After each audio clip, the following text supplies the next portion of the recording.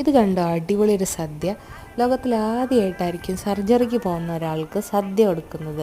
സാധാരണ പിരിഞ്ഞു പോകുന്നവർക്കും കല്യാണം കഴിച്ച് പോകുന്നവർക്കും അതുപോലെ തന്നെ കുട്ടികളൊക്കെ ഉണ്ടായി കഴിഞ്ഞാലൊക്കെയാണ് നമ്മൾ ഒരു ട്രീറ്റ് കൊടുക്കുക. ഇന്ന് ഞങ്ങളൊരു വെറൈറ്റിക്ക് എൻ്റെ സർജറിയാണ് റീസണായിട്ട് എടുത്തത് കേട്ടോ.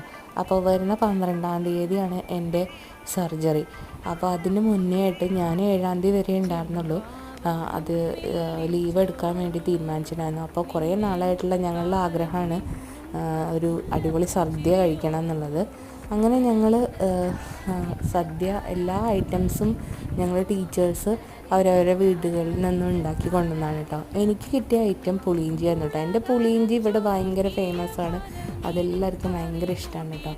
അപ്പോൾ ഞാനത് ഉണ്ടാക്കി കൊണ്ടുവന്നിട്ടുണ്ട്. പിന്നെ എല്ലാവരും അവരവരെ കൊണ്ട് പറ്റുന്ന രീതിയിൽ അടിപൊളിയാക്കിയിട്ട് നമ്മുടെ ട്രീറ്റ്